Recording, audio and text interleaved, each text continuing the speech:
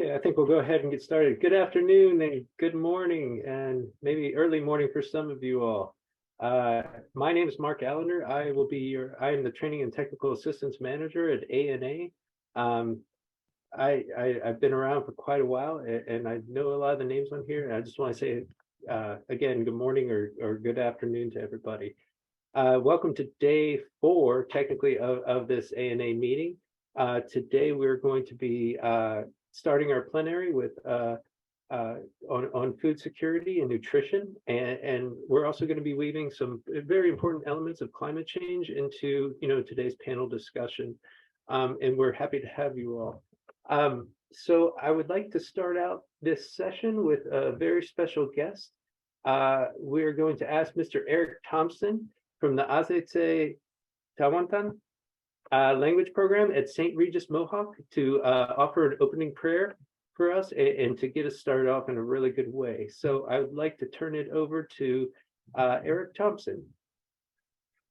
I hope everybody can hear me. I think I have everything on. So I represent the Azajidawadu program in Akwesasne, Ganyanka territory. It's an immersion program, and I was asked to do the opening address. We call this Ahanda Galiwadekwa in the Mohawk language, and it is an address that we customarily do to begin every gathering that we have, to have a good mind and put our minds together in a good way, so that we can concentrate and focus on what we have before us. And the address can be quite lengthy. Today I'll do a shorter version, but basically it addresses creation from the earth, the people, all the way up to the heavens, to the creator at the end. And at the end of each section, we put our minds together as an acknowledgement for those forces and those beings carrying on their original instructions for the benefit of the people that are on the earth and are living their lives. So hold on. You go get a little bit more. It's a lot. Negative wajit kaya gini kahawi dawat kawa. Then I got on quads. Negi waji the na don't go get no home to go with it. Negative wa tonga gera. Nego to you go get a little bit more. Is a lot. Did you can world in a suboy at this geo west gonna g you want to your hike. Then just geo you go get the read it. Najin one is out of dinner. Yoskats China Hoto so Jidesum Guao. Negi wa Skyeri Ginica how in the Watka when I can look what. I already watch Skana, the one of Tunich, one is out of dinner. Don't do what they Nigurat Sani, didn't know that you were at the Sara Howies. Negi wa Oscar cook the what with noon, and then you're going to go and take a of her out, and then I went to some Huawei, and then was so Jinagari was going, you go get the wine and future. Then only under what that's the one. Then I talk and go, and then you take me star hunter, Jinagaya, you take me star dear than I do for it. Nay, what had you to know what you going to shoot the Gonzalako, where you got for Hugget. Then I got sustenance, then it is some Huawei. Nay, what had you there, then the one is that you want. Then a low well give up. Much I thought.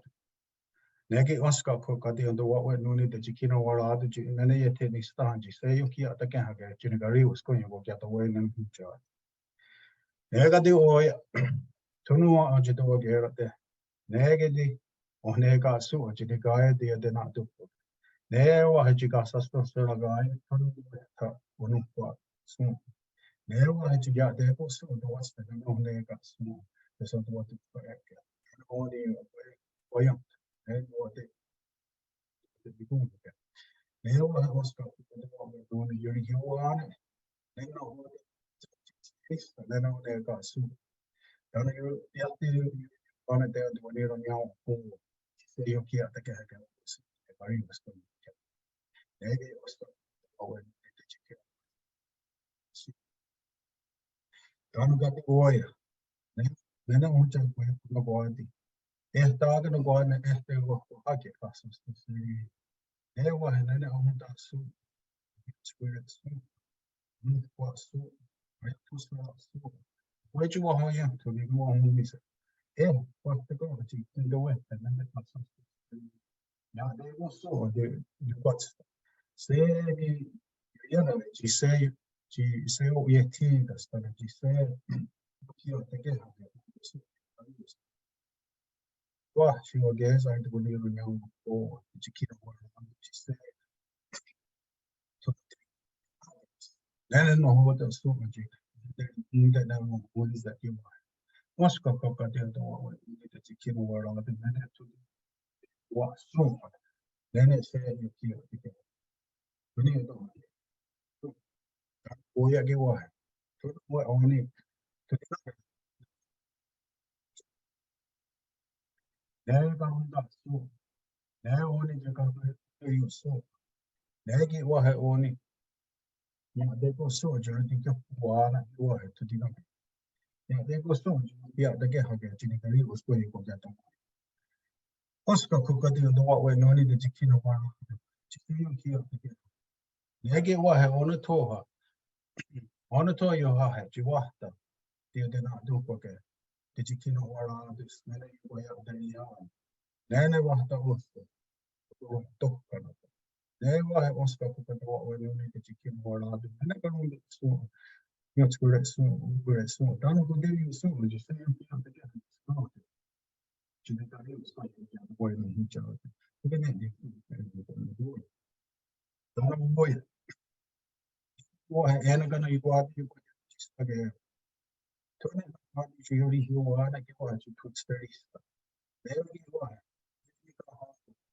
Where you go hard. The thing you're not doing, they're not with us soon. They get what I own. You don't go to that nobody to they what I own. What the garbage you kill the girl and then so what had you do where to the door down from pockets, the legend will go. They want to pass us to say using the way. When you are Oscar could go and you need the chicken or did you say you can't again? So the guy was going to get the point at the part, she will get inside the room. Today, don't know where. Maybe what had to know what the woman you told there at the end of the day. Then you can stop the rock. They only then I would just stop what so. Don't know only to do a chill get the rock. What the guy, here the girl who was so the guy was going to get the wine and charge. Yeah, there goes so much jewelry or you had managing you will go. It's done. You got the number. They get one. Here's what the list. You want to give away. Oscar crocodile the war when you needed to kill one, you're not yet just just that I just do a chill, get your neck. Would you say you can't do it soon to the news people with the one? I know I do need on you of the Oscars to the to the news. Yeah, got the one, Tony, what they had to go there. What's the parts or something? Now, go what you say, yeah, again. Tony, you don't have it. Don't have the one, when you want to do what you want to listen to on your daughter. Where you were high up to. Then you want to go to your voice going to your fire. Where you need to well and a song there. The dog, jog it. To what you only want to you want you. To know what's going on, one of casa sto sereno, ci do it. To know what you do again, what you know, the way the king one, who does it that you want to one of them. When I'm in charge that you was, yeah, people get other your quest going to your heart. The real get you know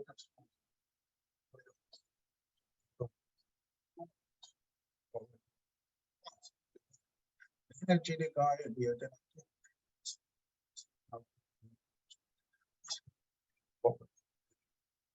you know what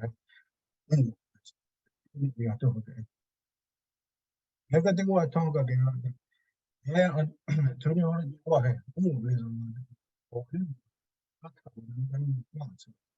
Nana Jinigai, the other Bariwate. Okay, ten will get me go hunting. This is why I don't say. So I thought that you never just one as one to your heart. Can't got the 20 of dog and you want to go to the town. So this is an acknowledgement of all creation, and traditionally in the longhouse, these openings can take quite a bit of time according to the whims of whoever is expressing themselves. Creation. This is a very short version that I formed today, but it is an acknowledgement of all of those creations, all of those spirit forces in creation, all of the creation that has been put here in order to assist us while we are here. And in that opening, I ask for peace of mind, health, focus, and assistance to help us concentrate and to carry our work forward in a good way to be able to help us perform our duty while we're here on this earth. So with that, I will turn it over. Yanko. Thank you so much, Eric, for that great opening. So we would like to turn this over to our acting deputy commissioner and or acting commissioner Hope McDonald Longtree, and for some opening remarks. Hope.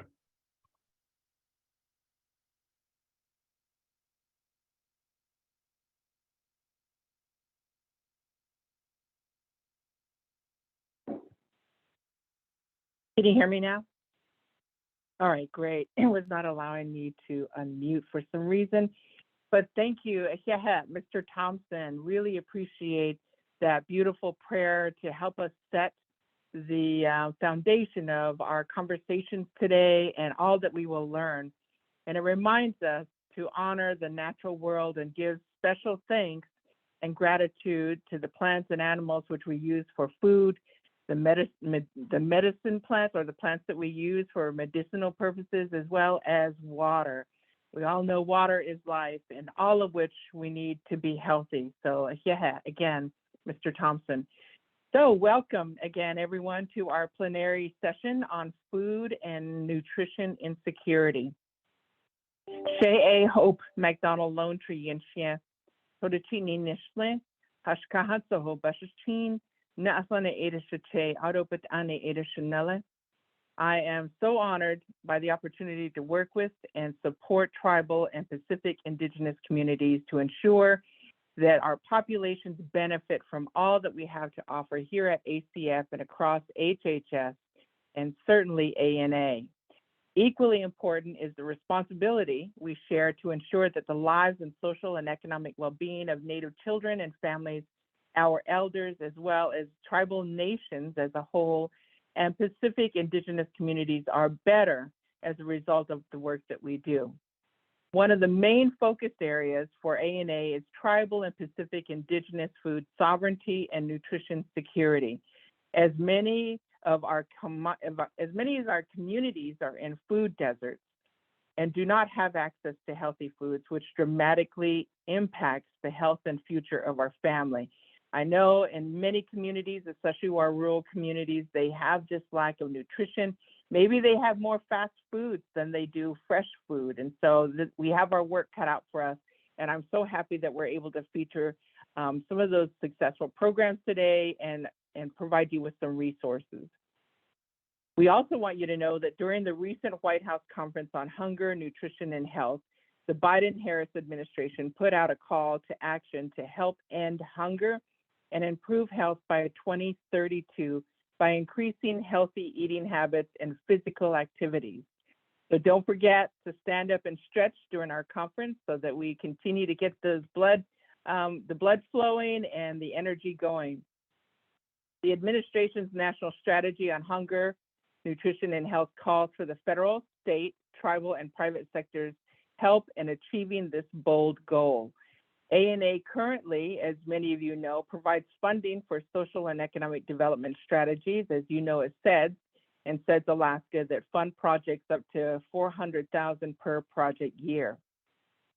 We are currently providing opportunities for economic development through SEDS funds to increase food sovereignty and self-sufficiency in communities by providing education about and access to healthy and traditional foods, and by decreasing food insecurities in rural communities.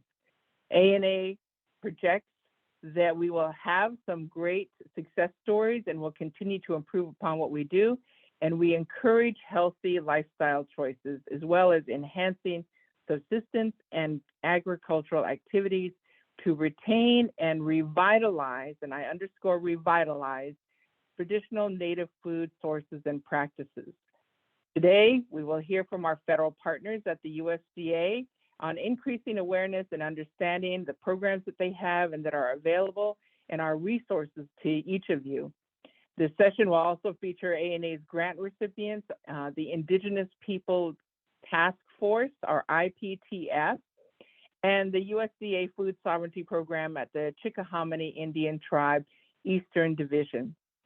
The panel will highlight current work being done to improve food and nutrition insecurity, speak to the intersection of climate control and the impact on food and nutrition securities, as well as provide opportunities for partnership. ANA has worked with USDA in updating the Tribal Nutrition Resource Guide to implement strategies from the White House Conference on Hunger, Nutrition, and Health, and this guide should be ready to be released in early 2023. Together, we are dedicated to supporting community projects and endeavors that promote food sovereignty, nutrition classes, and physical activities to help end hunger and prevent diseases in our communities. We continue to look forward for opportunities to partner with other agencies and increase our current reach and help you leverage funding and resources for your projects and initiatives. And now I would like to turn it back over to Mark, who will introduce our presenters for the afternoon. And again, thank you for joining. Please ask questions and add your comments in the chat. We love hearing from you. Thank you so much, Hope. Just a couple housekeeping things to address. If you have a question for one of the panelists during their presentation, and if you'd like to put it in the chat and not wait till the end, please do so. We're going to have my colleague Valerie will be kind of monitoring the chat and kind of noting the questions that are going to be coming in as they go. And I will also mention this at the end, but there will be a survey at the end of this, and we'll throw that in the chat towards the end of this session. So today, like Hope said, we are going to be hearing first from the USDA Office of Tribal Relations and the Office of Tribal Relations, and we're going to be hearing from Jeffrey Harris and Josiah Griffin. Griffin, yeah. Yeah. And then we'll be going over to, after that presentation, we're going to be hearing from the Office of Supplemental Nutrition and Safety Programs, and that will be Rachel Shanian. And then after that, we are going to be going over to our grantees, hearing some from grantee peers. We'll be hearing from Ms. Sharon Day of the Indigenous Peoples Task Force. And then we're going to be talking with one of the programs that's implementing one of the USDA food distribution programs out of the Chickahominy tribe, and that will be Kayla Locklear. So first, we're going to turn it over to Jeff and Josiah.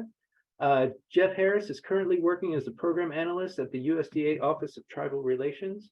Prior to joining the USDA, Mr. Harris worked for the Library of Congress as the Assistant General Counsel, where he served as an analyst for the organization. He received his Juris Doctorate from George Mason University and his BS in Journalism and Public Policy from James Madison University, where he graduated cum laude with distinction. Mr. Josiah Griffin is Native Hawaiian and Samoan, and he serves as a policy advisor in the U.S. Department of Agriculture, Office of Tribal Relations, and the Office of the Secretary. Through this role, Mr. Griffin coordinates to fulfill USDA's trust and treaty responsibilities across economic development, community infrastructure, and food systems related to programming. Prior to joining the Office of Tribal Relations, Mr. Griffin served in the Indigenous Food and Agriculture Initiative, collaborating with tribal nations and considering the policy, economic, and food safety implications of developing agri-food businesses. And I would like to turn it over to our esteemed colleagues at the USDA. Take it away. Thank you, Mark. I'm going to try and share my screen, but hello, everybody. It's great to be talking with you all again. I've been to a few meetings in the past, but it's been a few years. So share my screen, but happy to talk with you all today about USDA and food sovereignty at USDA. Can you all see my screen? Maybe I can. Okay, cool. As Mark said, I'm from the USDA Office of Tribal Relations. I'm joined by Josiah Griffin. He's going to present near the end of our presentation, but I'm going to kick things off by providing a brief overview of the topics we're going to cover today. I'm going to start by talking about what exactly OTR is, because some people may not know what the Office of Tribal Relations at USDA is, but try and present it in more of a food sovereignty lens. I'm then going to talk about our Indigenous Food Sovereignty Initiative, and then finish it out with some tribal resources as well as USDA programs, with Josiah covering a few programs in more depth. So I'm going to start things off by talking about what exactly OTR is. We're located within the Office of the Secretary, and we're the point of contact for tribes. And it's everybody from tribal leaders to tribal citizens to everybody in between. If you have a question about agriculture, you can come to our office and we'll either answer the question for you or link you up with the right person or office that can provide you with an answer. We have a few different functions at USDA. There's 5 functions I've outlined here. And like I said, I'm going to try and provide a little food sovereignty twist on these duties, starting with we're an advisor to the Secretary. Our director, Heather Dawn Thompson, she interacts regularly with the Secretary as well as senior leadership in the different mission areas to brief them on any type of issues occurring in Indian country and hot topics, as well as food sovereignty. That's been the issue that's been occurring the most over the last few years. And that's, in my opinion, a great thing to see. Food sovereignty is tremendously important. And we've been able to highlight these issues in ways such as we've had 2 equity and barriers consultations over the last, in 2021 and 2022, where we had tribal leaders discuss different barriers they've encountered when it comes to USDA programs, and we've tried to find solutions to these barriers. And food sovereignty has been something that has come up, particularly during the nutrition segments of these barriers consultations. So we elevate issues that we learned through events and consultations like these to the senior level at USDA. Tied with consultation, we have the intergovernmental function. We have consultations with tribal leaders regularly, as well as meetings and just tribal leaders emailing or calling us with issues they have. And food sovereignty has been a frequent issue brought up in terms of finding different flexibilities or just different barriers and programs. And the intergovernmental function has been a crucial one, especially as we navigated things such as COVID, where food insecurity has just been exacerbated or accentuated. Tying also with this is outreach. As I said, we not only interact with tribal leaders, but tribal citizens and organizations as well. And it's a 2-way street when it comes to outreach with us. It's us presenting the opportunities that are out there, such as a new program or a new opportunity or a new position that's for hire. But it's also, while we're presenting those, hearing the issues from the field. We might hear from a tribal farmer expressing an issue we might not have heard in consultation. And so hearing issues like that, being able to bring that back to headquarters is tremendously important. Another important function is our regulation review. We review every significant regulation that USDA puts out through the rulemaking process. That includes rules that are brought up by the Food Nutrition Service, an agency that you will hear from a little later during this presentation. But in addition to working with FNS through this regulation and review process, we also coordinate, communicate, and collaborate with them through our inter and intra-agency communication. We have a Native American work group that has different national tribal leads as well as state and local tribal leads that meet either monthly or in some cases every quarter to discuss different issues, and food sovereignty is one of the ones that comes up. And we also work intergovernmentally with different agencies and with the White House through different White House committees, as well as the White House Conference on Hunger, Nutrition, and Health that Commissioner McDonald mentioned earlier. We also have a cooperative agreement with the Intertribal Technical Assistance Network through the Intertribal Ag Council that helps provide outreach to Indian country and finds ways to reduce the barriers to apply to USDA programs, including ones that touch on food sovereignty. But the most on-point program and initiative we have is, of course, the Indigenous Food Sovereignty Initiative. I'm going to talk a little bit about that. It was started by Secretary Vilsack in November 2021 with the purpose of promoting traditional foodways, promoting Indian country food in agricultural markets, and promoting Indigenous health through foods tailored to American Indian and Alaska Native dietary needs. Now, this is, as you can see, like, well, it's not even 2-year-old initiative. And so the main forms that it's taken so far through, we've had some events where we've had, for example, Indigenous chefs preparing foods from, like, located in the areas they're cooking in to show some of the interesting array of Indigenous like foraged plants and things of that nature out there. But on the main way that we have been spreading the Indigenous Food Sovereignty Initiative is through cooperative agreements. And so I just wanted to touch on the cooperative agreements we have done. We've had 2 years of agreements so far. The 2022 agreements that are here. And I just wanted to quickly talk about each of them. So one of them is with the Indigenous Seed Keepers Network, where we distributed seed cleaning machines in different regions throughout the country, as well as they did some research in this area for us and provided it to us. And some of these deliverables I will talk about, some are actually available on our Facebook page, which we'll provide a link to at the end. There's some really cool videos and deliverables that have come out of these cooperative agreements, including an agreement we had with Linda Black Elk and Lisa Ironcloud.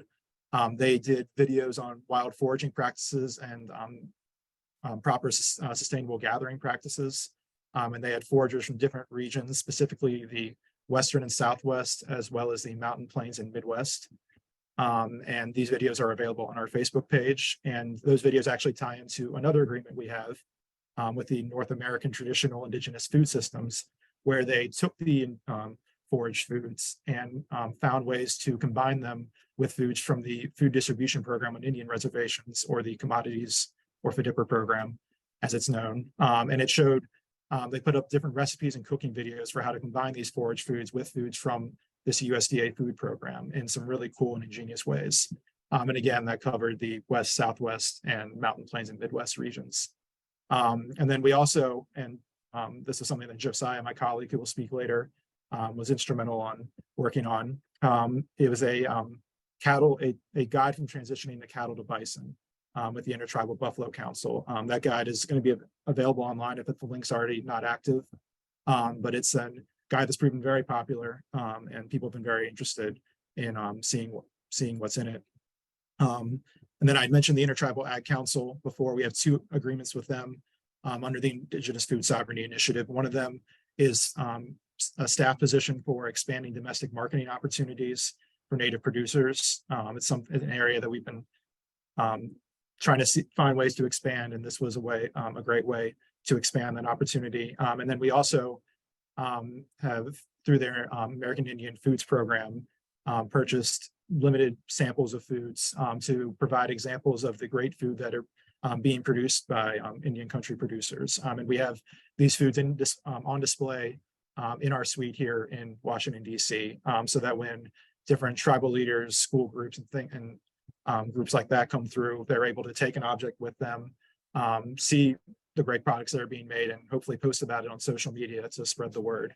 And then we also had an agreement with the University of Arkansas to provide research on tribal self-governance, specifically related to food. So these were the 2022 agreements. It was very good successes. We had rollouts for these around the time of the White House Tribal Nations Summit last November. And that's when we also announced our 2023 agreements. Now, some of these are continuations of the one we had before, such as working with natives again to do more cooking and foraging videos, this time focusing on the Northeast and Southeast regions. We also, though, have some that are not quite you would expect possibly, such as we're working with a group called Native Realities. Dr. Lee Francis, who goes by the Indigenious, who is helping make a program called Sovereignty Gardens, which is a short like YouTube sort of series that will combine puppetry and animation and live action to try and promote gardening and interest in gardening for Native youth, as well as food sovereignty. These agreements that I'm about to talk about, the deliverables are expected to be done by around late September or early October, with the exception of one of the ones I will talk about. So we're really excited for that agreement, as well as we have an agreement through our agriculture research service with 2 tribal colleges, and they're doing research on Great Plains indigenous seeds, focusing around ITEC, or Indigenous Traditional Ecological Knowledge. That's been a tremendous focus since the president's executive order related to ITEC, and it's something we've been trying to emphasize and weave into our USDA programs when we can. And then working with ITBC again, we are doing a handbook on proper handling and harvesting of bison, as well as a curriculum focused on food sovereignty and safety for bison field processing, as well as a model for a mobile bison field processing trailer. This would tie in nicely with the guide we had before, and is a good next step in that relationship with ITBC. And we're also continuing our small sample purchasing with IAC. So if anyone's in the DC area and wants to come by and see our office space and see what foods we have on display, please stop by. That's an open invitation. And then we have a 3-year agreement with ACES, and they're going to be developing an Indigenous knowledge track for their conference, slowly building it up over 3 years. And it's another example of us weaving ITEC into an agreement in the Indigenous Food Sovereignty Initiative. All of these information about these agreements are available on our Indigenous Food Sovereignty website, and as well as some of the videos. But in addition to the Indigenous Food Sovereignty Initiative, I just wanted to touch quickly on a few other resources we have. We have a tribal resource guide, which highlights the different programs and services USDA offers, and by agency and subject area, as well as breaks down the different USDA agencies, because there's over 15 agencies, 100,000 people. It can be a little difficult to navigate USDA sometimes. So that's a nice one-stop shop to navigate USDA, as well as a tribal youth guide, which obviously tailors more to youth programs and summer camps, job opportunities, and things like that. And we also have a bi-weekly newsletter where we post different grant and loan opportunities available at USDA, as well as other news items that relate to Indian country that are put out by our agencies. And then you could do a whole slide presentation about USDA programs that apply to food sovereignty. 2, I just wanted to mention briefly. One is the FDIPR Self-Determination Demonstration Project. I'm not going to talk about this more in depth, just because I don't want to steal any of the Food Nutrition Services thunder if they're talking about it. But then there's also the Local Food Purchase Assistance Program, or LFPA Plus. And for this, I'm going to ask Josiah Griffin, my colleague from Office of Tribal Relations, to pop on and talk a little about LFPA and a few other programs. Thank you, Jeff. So I know that our time is brief, so I will try to keep my comments as brief as possible, make sure that you have plenty of time to delve into the other important elements on discussion. But I also recognize the importance and the cultural appropriateness of first introducing myself in my native language. So I ask for grace from my aunties and uncles and cousins in Hawaii, as I'm still trying to restore my relationship to the Hawaiian language. But aloha mai kako o keaka ko'u inoa e kanakamali o Hawaii ai e Samoa au. So my Hawaiian name is Keaka, carries my family name of Aka from Hawaii. I'm also Tasala in my family line from Samoa, and I am Native Hawaiian Samoan. So as we look at the wealth of other programs that USDA has to offer in the food sovereignty space, if I was talking to you in person, I'd ask for a show of hands about how many of you want to be able to support your community in buying food from your local producers, your local food growers, and distribute that in a way that makes sense to your families and to your cousins and your surrounding households. And I would imagine every single one of you would raise your hand. So I will not delve too far deeply into this program because I do understand that the Chickahominy Eastern Division will be talking about our partnership that we have for round one of the local food purchase assistance program. But I do want to at least spotlight that round two is open. So the local food purchase assistance plus program provides non-competitive cooperative agreement funding for tribal governments. USDA has allocated $100 million in round two for tribes to be able to purchase food, minimally processed food, in any number of different shapes. I mean, we're talking about herring eggs in Alaska to corn in the lower 48. As long as it's minimally processed, we can be flexible with you and work with those tribal governments to distribute it in a way that makes sense to the tribe. For the Native Hawaiian community, there is an allocation that will continue to be made available through the state of Hawaii that the indigenous food growers across the islands would be able to work through the state to make sure that they have access to that program. As you're looking at kind of other elements of building out your food systems, right? These things are complicated. There's a lot of nuance. There's a lot of people at play. You want to make sure that you're building the connection points in a way that really makes sense to your local food system and your local food economy. And so we've got a couple of programs that are also available and open through May 2nd. If you are looking at a direct farm to consumer value chain, so looking at farmers markets, looking at agritourism operations, the farmers market promotion program is there for you.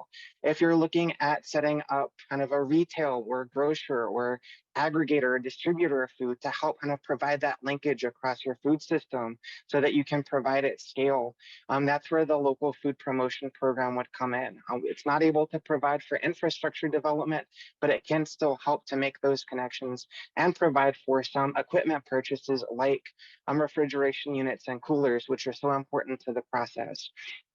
And then coming soon, while we have closed out the application deadline for the regional food business centers, these are really important anchor points with a dedicated national tribal center over the next 5 years. And we hope, fingers crossed, one of the regional food business center applications would also be servicing the Pacific and including Hawaii and that area. To provide for technical assistance and the coordination of technical assistance to help you think about, manage, and navigate developing and expanding businesses and food enterprises across your economy, as well as the provision of, through those regional food business centers, $100,000 business builder grants, so that you wouldn't just have to be working through USDA, which we continue to hear has complicated application processes and doesn't always fit as a right size fit for the scale of what your projects are looking to do. We're hoping that these centers will provide more flexibility for you in that area. So next slide. Jeff, if you wouldn't mind moving on to the next slide. Sorry, I'm trying. It's not Sorry for the technical difficulties there. There it is. So come talk to us. As Jeff and I mentioned, we've got a host of resources that are available for across Indian country. Happy to take any questions from the Native Hawaiian community and Polynesia, as my cousins are also looking to address these similar issues as tribes are facing in the mainland. So our primary inbox for the office is tribal.relations@usd.gov. Come check out our website. It's got most of the links to resources, including the resource guide and other fact sheets and the links to all of the Indigenous Food Sovereignty Initiative materials. And we regularly try to post on our Facebook page about new or upcoming things that USD has to offer. And with that, I'll turn it back over to the conference. Thank you so much for allowing us to speak, and happy to answer any questions where it's appropriate. Thank you so much, Josiah and Jeffrey. Okay, so moving on, we are going to be hearing from the Office of the Supplemental Nutrition and Safety Programs Policy Division. And so for that, we are going to be hearing from Rachel Shanian. Rachel Shanian is a senior technical advisor at the USDA's Food Nutrition Service, where she focuses on policy for supplemental nutrition and safety programs, including the food distribution programs on the Indian reservations. Over the past 3 years, Rachel has co-led implementation of the FDPIR Self-Determination Demonstration Project, working to establish the application process, criteria for participation, reporting requirements, etc. Rachel also has worked extensively on policy for the Emergency Food Assistance Program and the Supplemental Nutrition Assistance Program. In her free time, Rachel enjoys reading, sailing, traveling, and spending times with friends and family. Rachel? Thank you, Mark. Let me pull up my slides here. And if someone could just give me a nod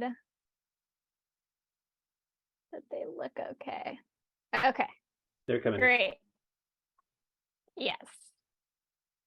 All right, well, good afternoon, everyone. I know we have several presentations to get through still, so I'll try to be brief. As mentioned, my name is Rachel Shanian, and I am a senior technical advisor for supplemental nutrition and safety programs at USDA's Food and Nutrition Service. And USDA's Food Nutrition Service administers over 15 federal nutrition assistance programs. So those include everything from the Supplemental Nutrition Assistance Program, or SNAP, commonly known as food stamps, also WIC and the school meals programs. We also administer the food distribution program on Indian reservations, or FDPIR, which is what I'm here to talk with you about today. All right.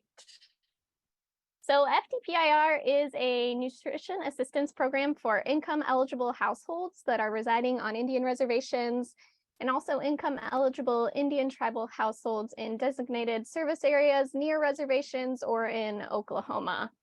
FDPIR is really designated as an alternative to SNAP, or the food stamp program. So households can't participate in both FDPIR and SNAP in the same month, but they can go back and forth between the two programs as needed. At FNS, we administer the program on the federal level, but it is very much administered on the local level by our tribal partners. So we have over 100 Indian tribal organizations administering the program. And we also have a couple of agencies of state government involved as well. So currently there are about 279 tribes receiving benefits under FDPIR through 105 Indian tribal organizations and 3 state agencies. So as you can see on the screen here, each month, households participating in the program receive a food package that is intended to help them maintain a nutritionally balanced diet. And just for some context on how the program works, so USDA purchases and ships the foods to the administering agencies. We call these USDA foods, and they are able to select the foods that they would like to include in the food package from a list of available foods. And you can see that list on our website if you're interested in learning more. And there's also a few examples listed on the slide here. So once the foods are shipped out, the administering agencies store those foods and they distribute them. They also work to determine applicant eligibility for the program, and they provide nutrition education to recipients. And USDA provides administering agencies with funds for program administrative costs. And yeah, I just want to highlight foods provided to participants through the food package include everything from fresh fruits and vegetables to pasta, canned and dry beans, also eggs, etc. So one thing that USDA has been working on over the past several years, and Jeff kind of previewed this, but we have been working to implement a demonstration project for FDPIR, which is focused on increasing tribal self-determination and also tribal food sovereignty in the program. So through the demonstration project, one or more FDPIR tribal organizations are able to enter into self-determination contracts to purchase foods for the FDPIR food packages distributed to their participants, instead of, as explained on the previous slide, USDA purchasing those foods. So for those unfamiliar, a demonstration project is essentially a test of a new concept or idea that Congress is interested in learning more about. So what they do is authorize a demonstration project to test that concept or idea out, and usually on a small scale. So in the case of FDPIR, Congress was looking at tribal procurement of some of the foods in the FDPIR food package. So in other words, what would it look like if USDA didn't select and purchase all of the foods in the food package? What if instead we gave funding directly to the tribal organizations that administer the program, and we allowed them to use those funds to select and purchase foods for their food packages distributed in their jurisdiction? So via the 2018 Farm Bill, which is a large piece of legislation that makes a lot of changes to federal nutrition programs, Congress gave USDA this authority to set up the demonstration project and try that idea out. The Farm Bill included several provisions related to the criteria for tribal organizations to participate in the project, for the foods that can be purchased through the project, and how FNS should implement the project. So for example, the legislation required that the foods provided need to be domestically produced. They need to supplant or replace foods already provided in the food package, and they need to be of similar or higher nutritional value as foods currently provided. The Farm Bill also outlined that all the funds that FNS distributed to tribal organizations through the project would be through what are called self-determination contracts. I'm sure that everyone on the call is very familiar with that terminology. But I do want to note that while other federal departments have been awarding self-determination contracts for decades, this demonstration project is USDA's first experience with awarding self-determination contracts ourselves. So it is a historic change and very exciting for both our program stakeholders and also for us at USDA. One last thing to note about the legislation that authorized the demonstration project is that it required FNS to consult with FDPIR tribal leaders on the criteria for participating in the project, which we did do over a series of consultations held between fiscal year 2019 and 2021.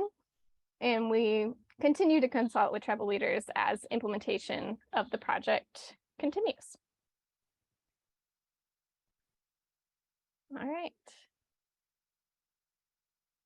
So on my slide here, I have a kind of a quick overview of how the project works, because I realize it's sometimes difficult to conceptualize if you're not in this on a day-to-day basis. But so through the project, participating organizations, what they do is select one or more foods that they would like to include in the FDPIR food package. They also identify the foods in the food package that they would like to replace with their tribally procured foods. They establish contracts with vendors of their choice to procure the selected foods. And then, like we went over already, they distribute those tribally procured foods alongside any other USDA provided foods in the food packages distributed to their tribe. So on the right-hand side of the slide, you can see a list of FDPIR tribal organizations that are currently participating in the demonstration project.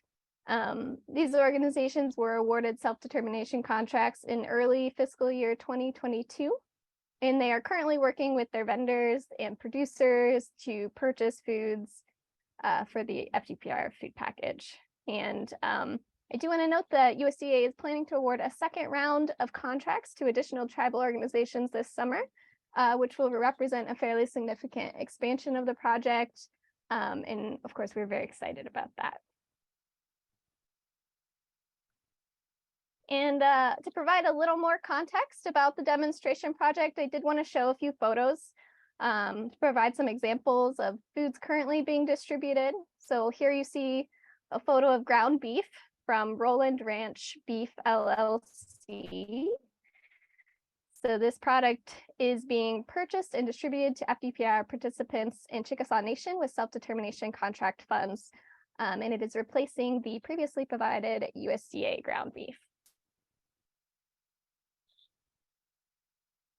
Here we have a photo of cherry tomatoes and peppers from Choctaw Fresh Farms, which is a tribally owned operation on the Mississippi Band of Choctaw Indians Reservation. And these products are replacing the USDA provided cherry tomatoes and green peppers that were previously in the food package. And one last photo, which you can see on the screen here, we have some frozen sockeye salmon. Looks very beautiful, from Lummi Nation. And this salmon is replacing catfish, which is typically provided in the food package. And Lummi Nation co-manages several treaty reserved fisheries off of the Washington coast, and will be providing a variety of local seafood items to their FDPR participants through the demonstration project. And I do want to note that you may notice that many of our participating tribal organizations are working with tribal vendors to purchase and distribute planned foods. However, that's not a specific requirement of the demonstration project, but has been a huge added bonus, especially to local tribal economies. All right, and then pivoting a little bit, I did want to spend just a few minutes talking about nutrition education in FDPIR. It's a critical component of the program. Nutrition education activities are determined by our ITO administering agencies, and the topics are culturally relevant and geared toward the specific needs and interest of FDPIR participants. So some common FDPIR nutrition education activities and materials include cooking demonstrations, taste tests, distribution of recipes, cookbooks, calendars, newsletters, fact sheets, workshops, etc. USDA provides support for these nutrition education activities. So for example, we recently made a series of recipe cards available for FDPR programs to order and distribute to their participants at no cost. We also host a sharing gallery, which serves as a source of inspiration and a forum for sharing nutrition education materials, recipes, etc., for those who are participating in the program. Lastly, we do provide federal administrative funding to the ITOs and state agencies to support the administrative cost of operating FDPIR, and also dedicated funding for nutrition education related activities. So in the past, nutrition education funding has been fairly minimal, but the 2022 Consolidated Appropriations Act included $4 million in FDPIR administrative funds for dissemination to tribes specifically for nutrition education activities. And these funds will continue to be available annually. So one of our main focuses over the past year has been working to roll out these additional funds to FDPIR tribal organizations and ensure they're being put to good use. And this is my last slide here, and just a pitch for partnership opportunities. So we know that the capacity to develop and deliver nutrition education programming can often be a challenge for individual tribes. And so USDA does encourage FDPIR programs to partner with other tribes or organizations to effectively deliver programming to their participants or to those who may be eligible to participate in the program. So those partner organizations could include ANA grantees like yourselves. And if you're interested in partnering with an FDPIR tribal organization on some nutrition education activities, we do encourage you to reach out to any ITOs near you who may be administering the program. There is a list of all participating tribal organizations on the USDA FNS webpage, and there's contact information for each of them as well. And a key point just to remember about reaching out and partnering is that that type of partnership would be between the ITO and yourself and not through USDA. And that concludes my presentation for today. And so I thank you again for your time and your attention, and I'm happy to take any questions or comments during the Q&A session. Well, thank you so much, Rachel. Really appreciate your time. We still do have two more presenters, so I've seen that there's a couple questions coming in the chat, and we will try to get to those, but we also want to make sure that our presenters have some time as well. I'd like to introduce Ms. Sharon Day from the Indigenous Peoples Task Force.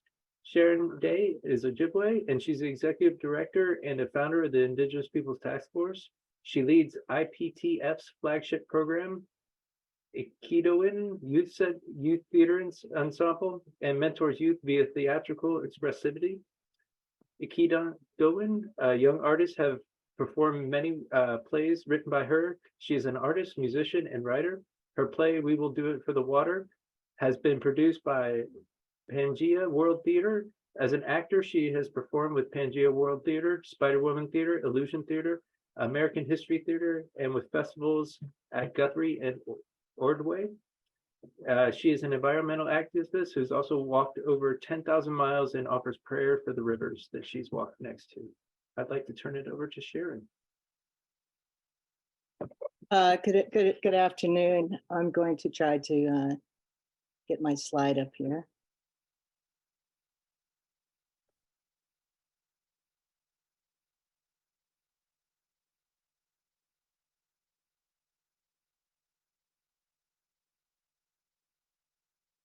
Here we go.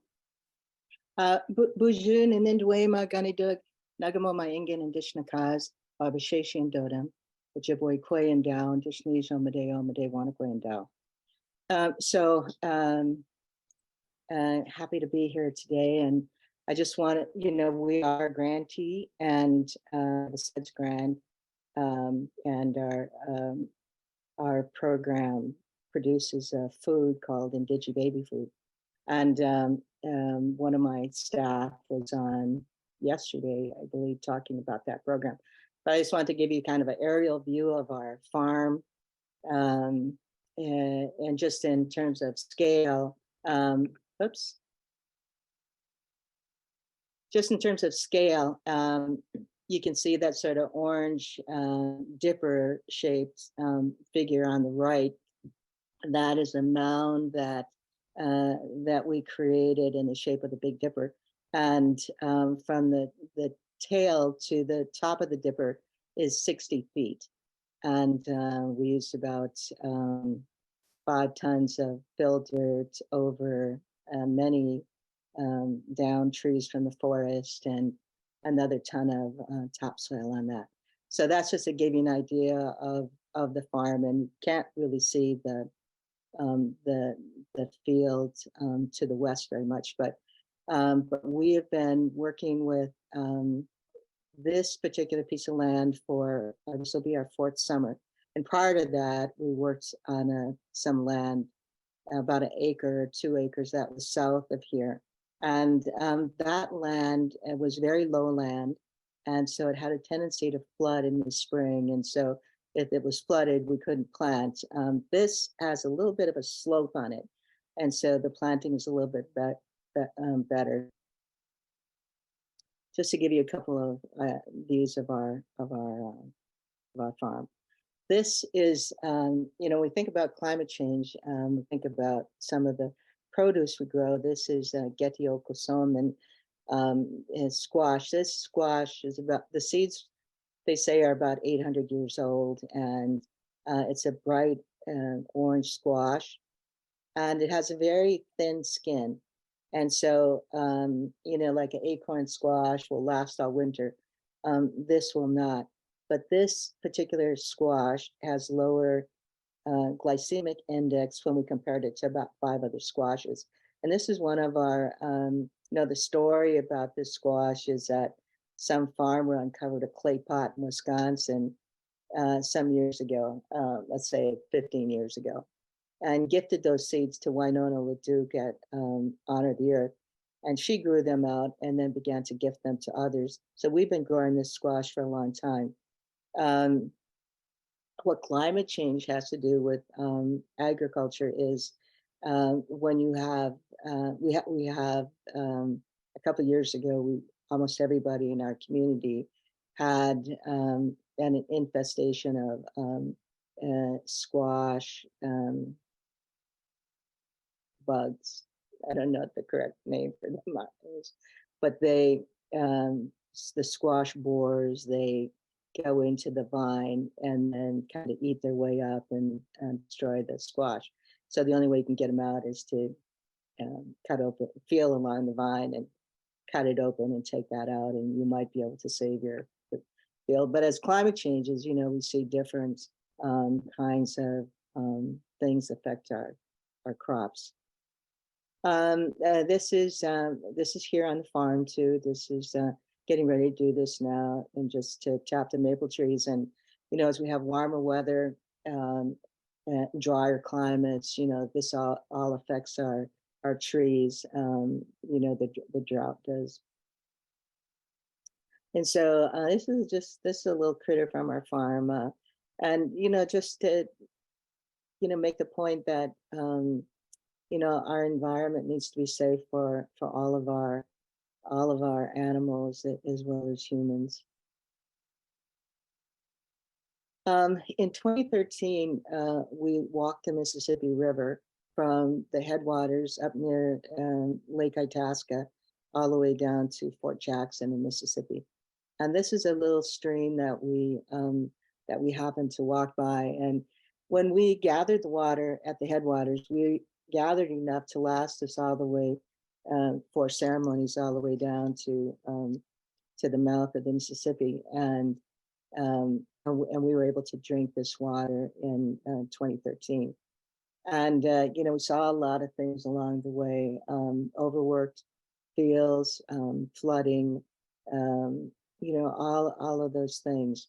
And when we finally got to New Orleans, this is 2013. This is the front page of one of the newspapers there, and they talk about the changing Louisiana shoreline.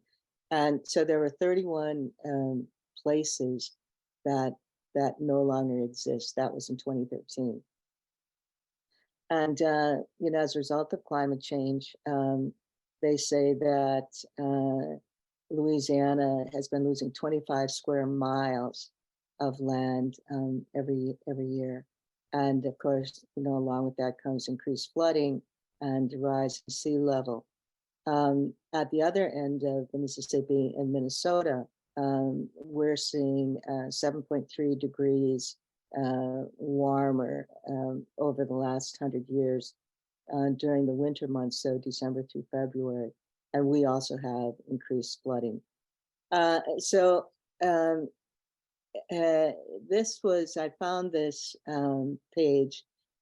This is from 2022, and this was objectives that were produced by the Louisiana state government. I think the governor had a commission and to look at climate change and how it was affecting them.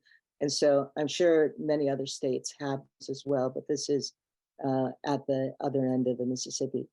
And so these are some of their fundamental objectives to guide development evaluation within a climate action plan. And so you can see the first one is reducing net greenhouse gases, gas emissions. And the second one, improving health and quality of life for residents and communities.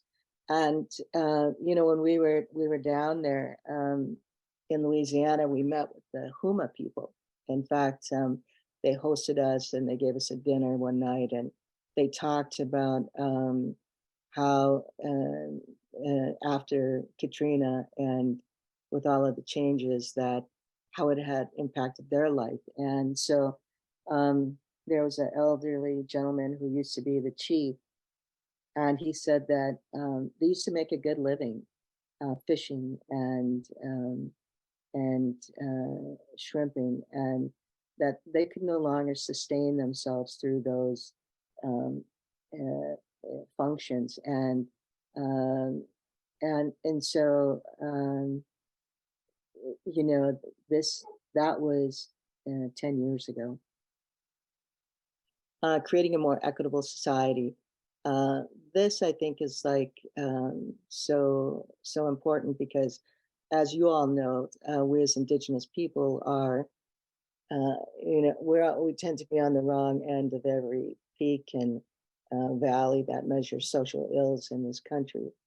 The governor of Minnesota, and when he was elected a few years ago, said, the first time he said, Minnesota is a great place to live unless if you're a white person, but not if you're a person of color. And of course, indigenous people, the saying is, if white folks get a cold, we have pneumonia. Strengthening the economy and workforce. These are some of the goals that state of Louisiana has created in terms of climate change, conserving natural resources, adapting to a changing climate. And I think about that, in terms of those of us who are in the Midwest. In Minnesota, well, across the country, farmers are left out of the Clean Water Act as a point source for pollution. And yet, and still, like every minute of every day, we are, farmers are, commercial farmers, big farmers are, polluting our streams through the use of tile drainage. 10,000 tons of fertilizer get dumped into the Minnesota River Valley, and that's the beginning. And then it goes up downstream, ends up in the Gulf of Mexico, where you have, a dead zone. And then it goes on. You can pull this up and look at it yourself, but I wanted you to see, what one of the states at the other end of where I live are saying about climate change. This is something I put together some years ago, and I'm sorry the picture isn't very clear, but so you've seen one way of looking at mitigating climate change, right? And this I present to you as a way of looking at climate change and living in the natural world through an indigenous lens. And so if you have this tree, this beautiful tree, and at the root system, you have the rights of nature. You have our 7 grandmother, grandfather teachings: love, generosity, respect, honesty, humility. I should know all these by heart. With seeking wisdom. And if those are the roots of a healthy tree, then as you go up the trunk, and we include then our songs and our stories in our ceremonies, then what do you end up with at the fruit of the tree is peace and harmony. And I would suggest that an indigenous lens of climate change, of food sovereignty, all of that begins with our values. I grew up in northern Minnesota, and from Boys Fort, and I grew up in a time where we all in the spring picked strawberries and O'Damon, and we all went and picked blueberries together. And my mom canned fruit, and my dad was a hunter and a guide. And in the fall, we all harvested wild rice, and and that's how we live. And everybody in the family worked together. And so, 60 years later, I'm living on this beautiful farm, and the aerial pictures that you saw, that is my farm. I live on this land, and I lease a little bit of it to IPTF for the garden, for Indigi baby food to grow the produce that we do. But we also have hundreds of maple trees, and I have a couple goats and a couple chickens. And when I talk about sovereignty, and to me, what that means is having a relationship, having the agency to develop reciprocal relationships. So I take care of my chickens and my goats. I protect them from wild coyotes, and the goats fertilize my garden, and the chickens provide me with eggs, which I then share with a friend of mine who comes and volunteers to remove the buckthorn. because buckthorn is a colonizer. And like all good colonizers, they're the first to show their leaves in the springtime and the last to drop their leaves in the fall. And that's how they take up all the nutrients from the other trees, and the other trees die out. So just a juxtaposition between, what the state of Louisiana is looking at in terms of climate change, mitigating climate change, which is a good plan. I think is a very good plan. But also, for us as Indigenous people, to keep in mind, like the rights of nature and our own value systems. Because if we don't, then we end up with our people being homeless and unsheltered and living in, this is South Minneapolis. This was a women's encampment. This is what we end up with. And so, land back is a real thing. And I'm so grateful for, my Tri Boys Fort received 28,000 acres of land back last year. And somebody just told me that a foundation just bought 10,000 acres for them. And so as we look at, the federal lands, there was a law that said any federal installation that isn't being used ought to revert back to that the tribal people closest to it. And so, I think, the time is now for some of us to get some of that land back. Anyhow, thank you very much. I'll wait and take questions with everybody else. Thank you, Sharon. I know we are kind of running low on time. I'm unsure if we are able to get to any of the questions, but because we still have one more quick presenter who's agreed to present. So we're just going to move on to our next presenter, and we're trying to take note of the questions that are in the chat, and I think most of them have been answered to this point. But I don't know if we'll have time for the Q&A afterwards. So I'm going to turn it over to Kayla Locklear. Kayla is an active member of the Chickahominy tribe, and she's held titles as Miss Chickahominy and Junior Miss Chickahominy. She has two amazing children, Daniel and Hannah. As a great-granddaughter of Chief Oliver Atkins, she has been invested in tribal affairs since her childhood. Kayla came aboard CIT-ED to assist with childcare and quickly became instrumental to the overall operations of the tribe. She is currently the Assistant Project Director, Health Services Coordinator, FEMA Assistant, and supports all the programs and grant processes. Kayla has a degree in religious studies and is furthering her education to assist with the success of the tribe. And Kayla, I'll turn it over to you. Can you hear me? Yep. So the name of our program is Watch Our Roots Grow. And I'll just go over some basic initiatives that we've had.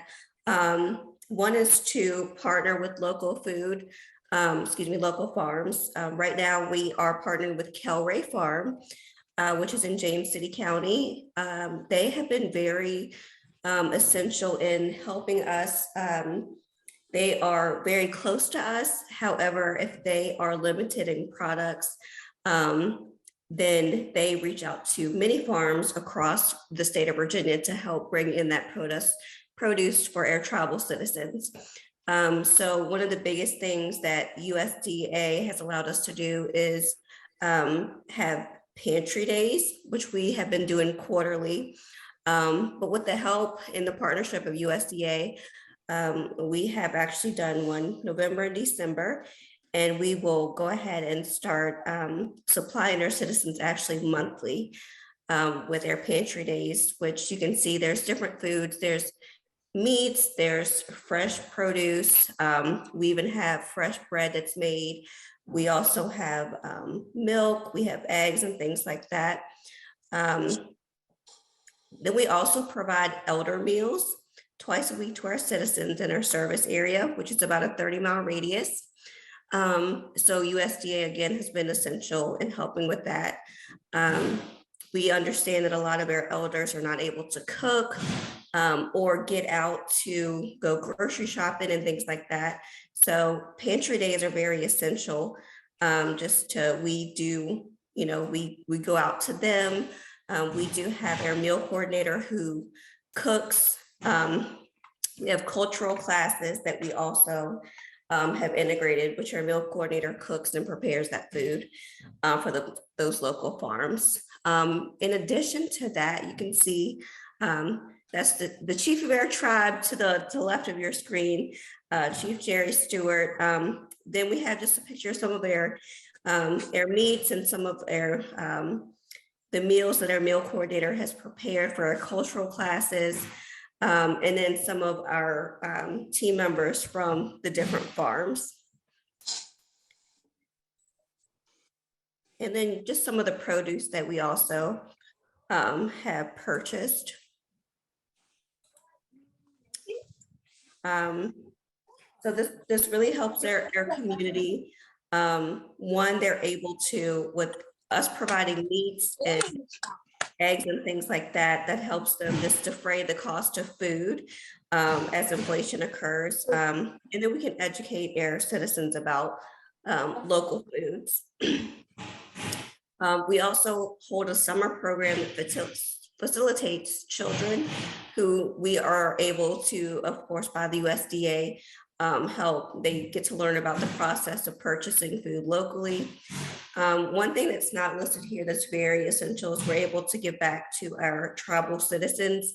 So, they have a range of livestock, they have chickens, they have eggs, or excuse me, chickens or ducks that produce eggs.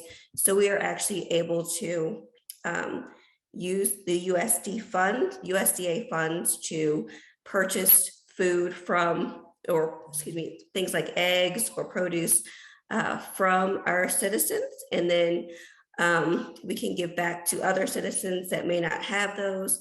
So we are just, it benefits the citizens and us as well. So we are excited about that. And again, we have been holding quarterly pantry days. We are going to start doing them monthly because we do have the funds for that at this time.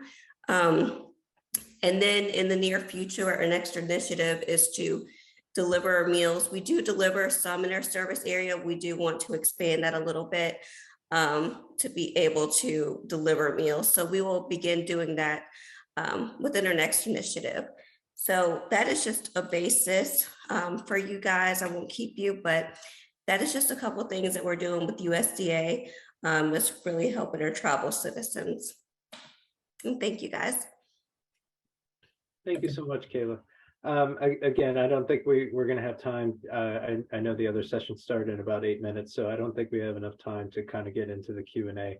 I've seen that. I think the majority of the questions were answered in the chat by our friends at the USDA and some other partners. So sorry we were unable to get to the panel today for questions.